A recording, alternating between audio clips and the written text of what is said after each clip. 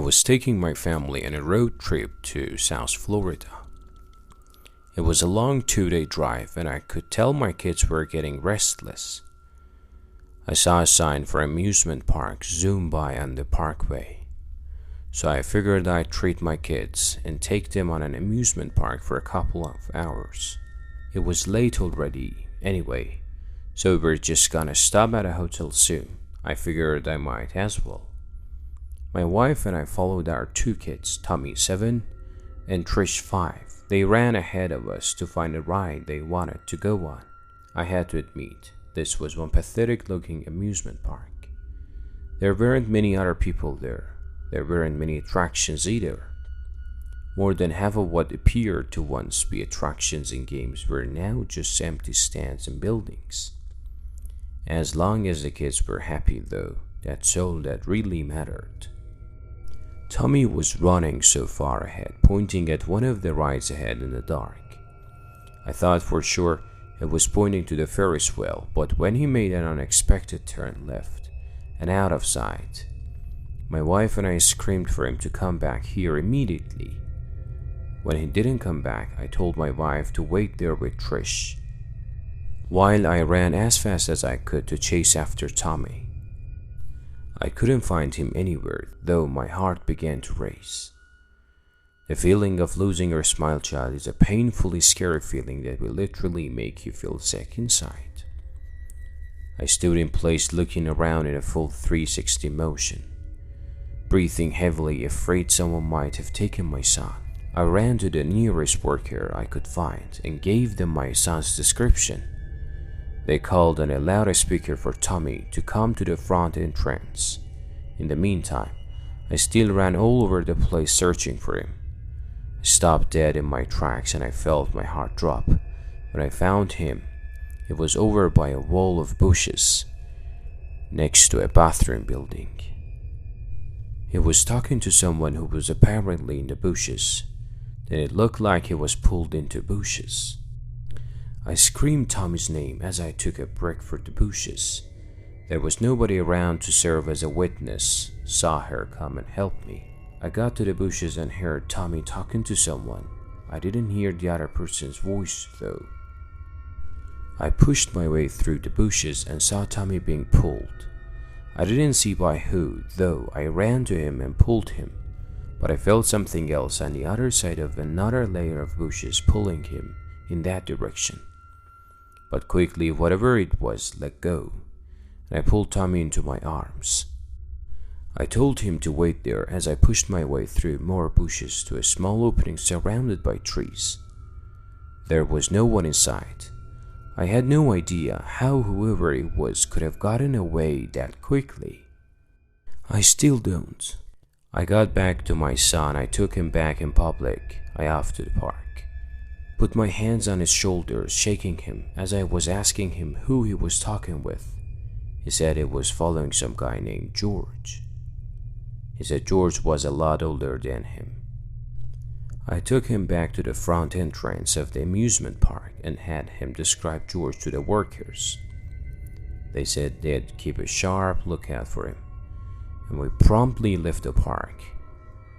We went straight at a hotel, and the rest of our trip from there was normal, except for the fact that I couldn't get the incident out of my head.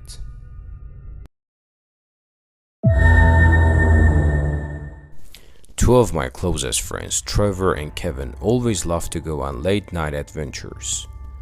I have so many fond memories going on creepy midnight exploration sessions with them, but I have some not so great ones as well.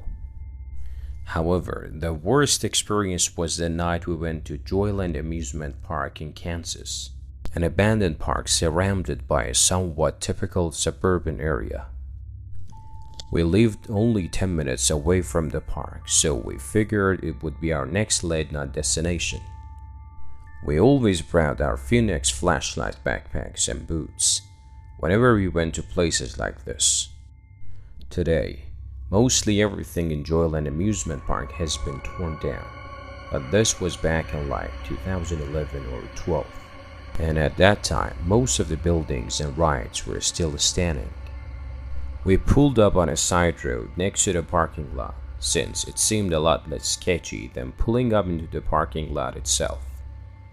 Then we figured we should just pull up onto the grass next to the woods by the park, because God forbid if a cop would drive down the road.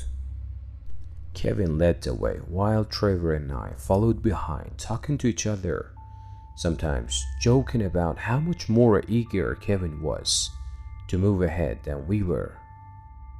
We kept our voices low, however, because we never knew if there might still be security in places like this.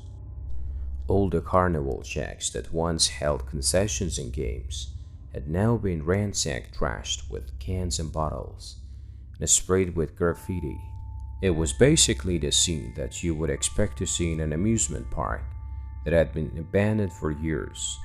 Even though the park was surrounded by suburbs, it was kind of encased in by woods in almost all directions. So instead of late night traffic, all we heard were crickets and other night creatures. It added to the experience because, to be honest, all three of us in a certain way liked being freaked out. We walked into another carnival game stand. This one with the painting at top still not completely worn away or gratified. It had some smiling cartoon character holding a dart gun, so I'm guessing it was some kind of target hitting game. Now it was just rubble and litter on the ground. Suddenly, there was the sound of a glass bottle breaking not too far away. When we turned in that direction, it became clear it definitely came from the bigger looking building. Perplexed and kind of shaking, the three of us went in that direction. We stopped probably 2/3 of the way there, when we saw someone standing in the corner of what was once called the Wacky Shack attraction. The person was legitimately just standing facing the corner walled entrance. I whispered at my friends to back away slowly. There was clearly something wrong with this person. There was clearly something wrong with this, and we didn't want them to hear us. We backed away, trying to avoid making any noise. It was almost like something out of a cliche horror movie, when either Kevin or Trevor stepped on a beer can, which made a really loud crunch. The person standing in the corner turned their head and looked at us, but the speed in which they turned their head was what really scared me. It was almost like a deer. We can now see it was a man. He had an arranged look on his face. The three of us simply walked away. We didn't run, because that would only be more cause for this person to chase us. We made it to the woods, where we could cut through to get to the car. Halfway there, Kevin looks back and mutters, "Oh shit." We look back and see the guy just standing stiff next to a tree in the distance, a few meters away. Running seemed like our only sensible option. At this point, it didn't take long before we were at the car. We screamed at Kevin to unlock it as he fumbled for his keys. As we got into the car and looked out the windows, we could all see him again, this time once again, standing stiff like a statue hunched over by the tree line to the woods. Kevin drove off and Trevor and I screamed out taunts to the man. That didn't mean we weren't still absolutely shaken permanently. It's scary to think that none of us ever actually saw that weird man move. He seemed to always be standing still whenever we saw him.